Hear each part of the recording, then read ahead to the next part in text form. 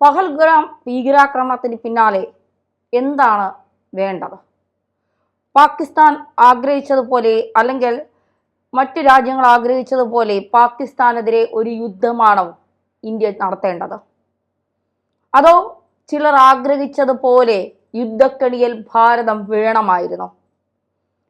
കേവലം പാകിസ്ഥാന്റെ തലയിൽ ഉദിച്ചതല്ല ഈ ഭീകരാക്രമണം എന്നത് വ്യക്തമാണ്.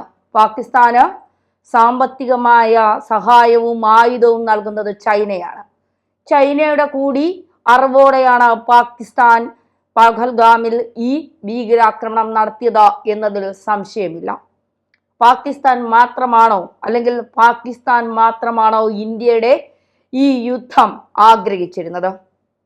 അല്ല, ഇൻഡോ പസഫിക്കിൽ കണ്ണുവച്ചിരുന്ന ചില അന്താരാഷ്ട്ര കളികൾ ഇതിന്റെ പിന്നിലുണ്ട്. അതായത് US, റഷ്യ അടക്കമുള്ള ചില രാജ്യങ്ങൾ, ഇതിൽ യുദ്ധക്കൊതിയന്മാരായ ചില രാജ്യങ്ങൾ ഇന്ത്യ ഈ കുരുക്കിൽ വീഴുന്നത് കാണാനായി കാത്തിരിക്കുകയായിരുന്നു. അവരുടെ ആയുധങ്ങൾ വിൽക്കപ്പെടണം, അതിന് ഇന്ത്യ യുദ്ധം നടത്തണം. ഇന്ത്യ യുദ്ധം നടത്തി ദുർബലമാകണം, സാമ്പത്തികമായി ഇന്ത്യ തളരണം. അങ്ങനെ സാമ്പത്തികമായി ഇന്ത്യ തളരുമ്പോൾ ഇന്ത്യ എന്ന ലോകത്തിനു മുന്നിൽ വലിയ ശക്തിയായി വളർന്നു പന്തലിച്ചു കൊണ്ടിരിക്കുന്ന ഇന്ത്യയെ തകർക്കാൻ എല്ലാവർക്കും എളുപ്പമാകും. അതായിരുന്നു റഷ്യ, US, ചൈന ഉൾപ്പെടെയുള്ള രാജ്യങ്ങളുടെ കണക്കുകൂട്ടൽ. എന്നാൽ ആ കണക്കുകൂട്ടലുകളെല്ലാം തെറ്റിച്ചത് ഭാരതത്തിന്റെ കാവൽക്കാരനായ നരേന്ദ്ര ദാമോദർ ദാസ് മോദിയായിരുന്നു. ഇവിടെ വികാരമല്ല വിവേകമാണ് വേണ്ടത് എന്ന് തിരിച്ചറിഞ്ഞ നരേന്ദ്രമോദി കൃത്യമായ ദീർഘവീക്ഷണത്തോടെ കാര്യങ്ങൾ കൈകാര്യം ചെയ്തു എന്നുള്ളതാണ്. ഒരു യുദ്ധം വന്നാൽ അത് നമ്മുടെ സമ്പദ് വ്യവസ്ഥയെയും ജനങ്ങളെയും അപകടത്തിലാക്കുമെന്ന് തിരിച്ചറിഞ്ഞ നരേന്ദ്രമോദി അത് കൃത്യമായി വിവേകത്തോടെ കാര്യങ്ങൾ ചെയ്തു എന്നുള്ളതാണ് മനസ്സിലാക്കാൻ സാധിക്കുന്നത്. അതായത് യുദ്ധക്കൊതിയന്മാരായ US, റഷ്യ, ചൈന അവരുടെ ആയുധങ്ങൾ വിൽപ്പന നടത്താൻ ഒരുപക്ഷെ യുദ്ധത്തിനായി ഇന്ത്യ യുദ്ധം ചെയ്യുമെന്ന് കാത്തിരുന്നവർക്ക് കനത്ത പ്രഹരമാണ് നരേന്ദ്രമോദിയുടെ ചില സർജിക്കൽ സ്ട്രൈക്കിലൂടെ ലഭിച്ചത് എന്ന് പറയാതിരിക്കാൻ കഴിയില്ല. ഒരു തുള്ളി രക്തം പോലും ചിന്താതെയുള്ള യുദ്ധമാണ് നമുക്ക് വേണ്ടത് എന്ന് നരേന്ദ്രമോദി മനസ്സിലാക്കി. അതുകൊണ്ട് തന്നെ പാകിസ്ഥാനെതിരെ നയതന്ത്ര പ്രഹരമാണ് ഇന്ത്യൻ സർക്കാർ നൽകിയത്. സിന്ധു നദീജല കരാർ റദ്ദാക്കിക്കൊണ്ട് പാകിസ്ഥാന് ഭീകരതയും ജലവും ഒരുമിച്ചൊഴുകില്ല എന്ന കൃത്യമായ നിർദ്ദേശവും കൃത്യമായ അറിയിപ്പും നൽകി. ഒരു യുദ്ധം രണ്ട് വശത്തും വിനാശം വിതയ്ക്കുമെങ്കിൽ ആ യുദ്ധത്തെ ഇല്ലാതെയാക്കിക്കൊണ്ട് കനത്ത പ്രഹരം പാകിസ്ഥാൻ നൽകുക എന്ന് തന്നെയായിരുന്നു നരേന്ദ്രമോദിയുടെ ഉദ്ദേശം. അതുവഴി യുദ്ധത്തെ കാത്തിരുന്ന ചിലർക്ക് കിട്ടിയ വലിയ അടിയായിരുന്നു അത് എന്നുള്ളത് കൃത്യമായി നമുക്ക് മനസ്സിലാക്കാൻ സാധിക്കും. കാരണം ഇന്ത്യയിൽ ഒരു ഭീകരാക്രമണം നടക്കണം, അതുവഴി ഇന്ത്യ വലിയ രീതിയിലുള്ള യുദ്ധത്തിന് തയ്യാറാകണം, ഭീകരരെയും പാകിസ്ഥാനെയും തകർക്കാനായി എന്നുള്ളത് ചൈനയുടെ മാത്രം ആഗ്രഹമാണ്. US-ഉം റഷ്യയും അവരുടെ ആയുധങ്ങൾ വിൽക്കാൻ കാത്തിരിക്കുകയാണ്. ചൈന സാമ്പത്തികമായും ആയുധ ശേഖരണത്തിൽ അല്ലെങ്കിൽ ആയുധങ്ങളുമായും പാകിസ്ഥാനെ സഹായിച്ചു കൊണ്ടിരിക്കുന്നു. പാകിസ്ഥാനോട് പറയുന്നു, ഇന്ത്യയിലേക്ക് ഭീകരവാദികളെ കടത്തിവിട്ട് നിങ്ങൾ അവിടെ ആക്രമണം നടത്തൂ. ലോകത്തെ 3ാം ശക്തിയായി വളർന്നുകൊണ്ടിരിക്കുന്ന ഇന്ത്യ ഒരു ആക്രമണം ഉണ്ടായാൽ 20 വർഷം പിന്നോട്ടടിക്കുമെന്ന് നരേന്ദ്രമോദി സർക്കാരിന് നന്നായി അറിയാം. അതുകൊണ്ട് തന്നെ അന്താരാഷ്ട്ര കളികളൊന്നും ഇവിടെ നടന്നില്ല എന്നുള്ളതാണ് യാഥാർത്ഥ്യം. പാകിസ്ഥാനിൽ ഒരു യുദ്ധത്തെക്കാൾ വലിയ പ്രത്യാഘാതം സൃഷ്ടിച്ചത് സിന്ധു നദീജല കരാർ റദ്ദാക്കൽ എന്നതായിരുന്നു. അവരുടെ സമ്പദ് വ്യവസ്ഥയ്ക്കും നിലനിൽപ്പിനും അത് കനത്ത പ്രഹരമായിരുന്നു എന്നുള്ളതായിരുന്നു. മാത്രമല്ല, ഭാരതത്തെ ഒരു യുദ്ധം വന്നാൽ 20 വർഷം പിന്നോട്ടടിക്കുമെന്നുള്ളത് ഒരു യാഥാർത്ഥ്യമാണ്.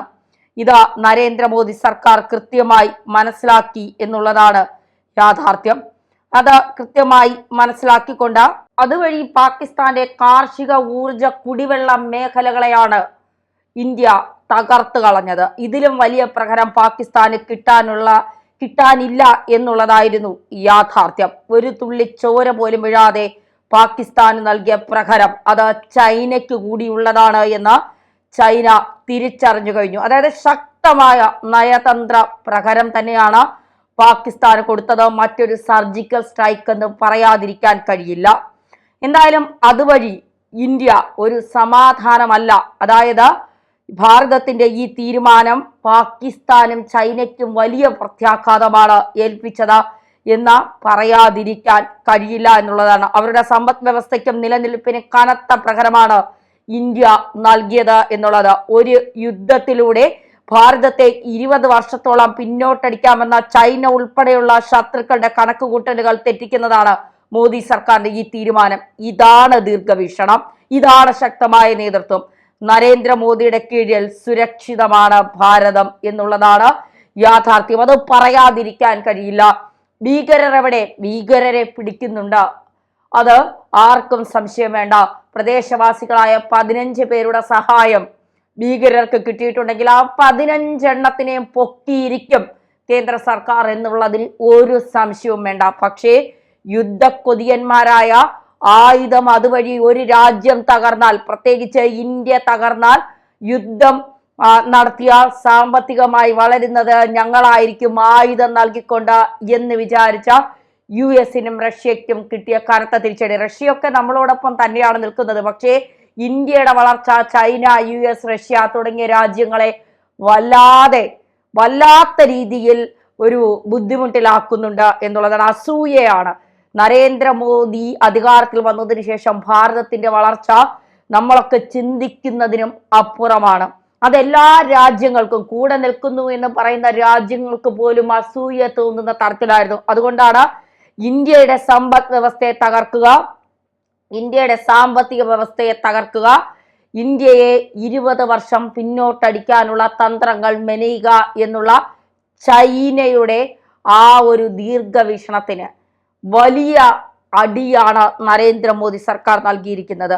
നരേന്ദ്രമോദി സർക്കാർ തുടക്കത്തിൽ പറയുന്നത് ഇവിടെ വികാരമല്ല, വിവേകത്തോടു കൂടി നമ്മൾ പെരുമാറണം. ശത്രുക്കളെ പിടിക്കും, അതിലൊരു സംശയവും വേണ്ട. 26 പേരുടെ 26 നിരപരാധികളുടെ ജീവന് നമ്മൾ മറുപടി കൊടുത്തിരിക്കും, അതിൽ ഒരു സംശയവും വേണ്ട. ആ മറുപടി പാകിസ്ഥാനും ചൈനയും ചിന്തിക്കുന്നതിലും അപ്പുറമായിരിക്കും. 4 ഭീകരവാദികളുടെ വീടുകൾ തകർത്തുകൊണ്ട് കൃത്യമായ അന്വേഷണത്തിലൂടെ നമ്മൾ മുന്നോട്ട് പോകുന്നുണ്ട്. പക്ഷേ ഒരു തുള്ളി ചോര പോലും വീഴാതെ പാകിസ്ഥാന് കൊടുത്ത സർജിക്കൽ സ്ട്രൈക്ക്, നയതന്ത്ര പ്രഹരം, അത് ചൈനയ്ക്ക് കൂടി ഉള്ളതാണ്. ചൈന മനസ്സിലാക്കേണ്ടത് ഇത് നരേന്ദ്രമോദി ഭരിക്കുന്ന ഇന്ത്യയാണ്. ചൈനയുടെ കുരുട്ടുബുദ്ധി ഇന്ത്യയിൽ ചിലവാകില്ല.